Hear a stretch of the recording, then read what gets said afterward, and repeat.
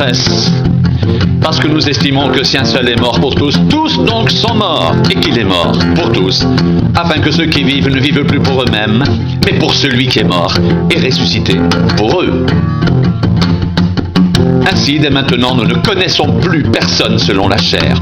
Et si nous avons connu Christ selon la chair, maintenant nous ne le connaissons plus de cette manière.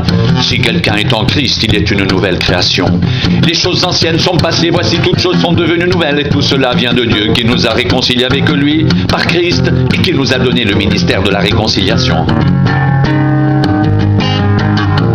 Car Dieu était en Christ, réconciliant le monde avec lui-même en n'imputant point aux hommes leurs offenses.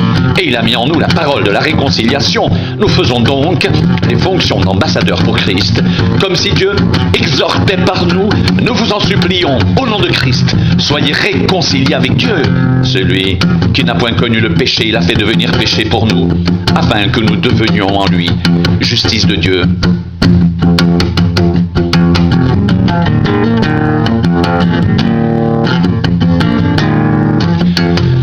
Puisque nous travaillons avec Dieu, nous vous exhortons à ne pas recevoir la grâce de Dieu en vain.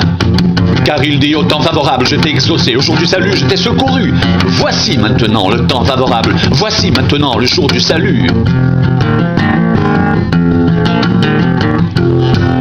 Nous ne voulons scandaliser personne en quoi que ce soit, afin que le ministère ne soit pas un objet de blâme.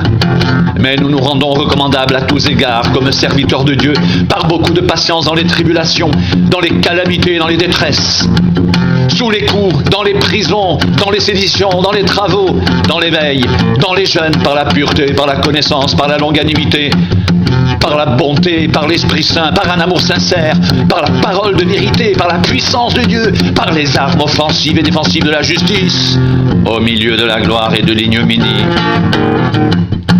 au milieu de la mauvaise et de la bonne réputation, étant regardé comme imposteur, quoique véridique, comme inconnu, quoique bien connu, comme mourant, et voici nous vivons, comme châtiés, quoique non mis à mort, comme attristés, et nous sommes toujours joyeux, comme pauvres, et nous en enrichissons plusieurs, comme n'ayant rien, et nous possédons toutes choses.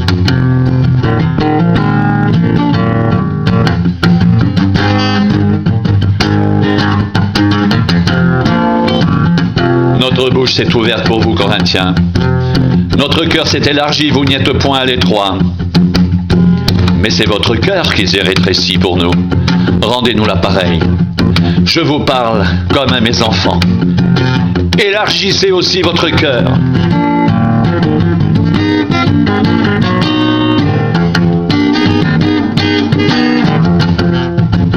Ne vous mettez pas avec les infidèles sous un joug étranger, car quel rapport y a-t-il entre la justice et l'iniquité? Ou qu'y a-t-il de commun entre la lumière et les ténèbres? Quel accord y a-t-il entre Christ et Bélial? Ou quelle part a le fidèle avec l'infidèle? Quel rapport y a-t-il entre le temple de Dieu et les idoles? Car nous sommes le temple du Dieu vivant. Comme Dieu l'a dit, j'habiterai, je marcherai au milieu d'eux, je serai leur Dieu et ils seront mon peuple. C'est pourquoi sortez du milieu d'eux et séparez-vous, dit le Seigneur, ne touchez pas ce qui est impur. Et je vous accueillerai, je serai pour vous un père, et vous serez pour moi des fils et des filles, dit le Seigneur Tout-Puissant.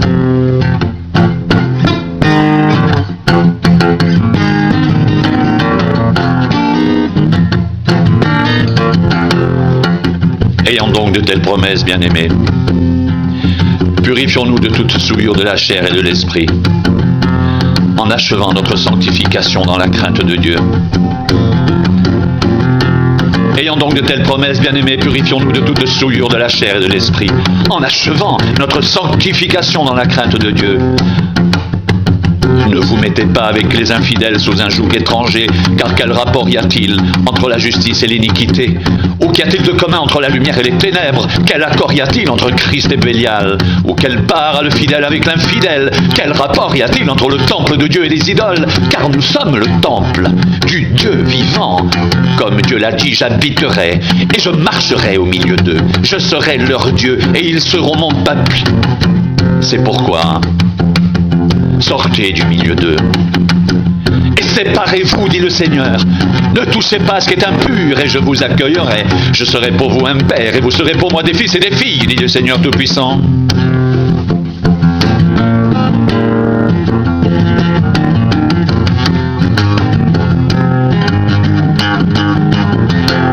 Ayant donc de telles promesses, bien-aimés, purifions-nous de toute souillure de la chair et de l'esprit en achevant notre sanctification dans la crainte de Dieu.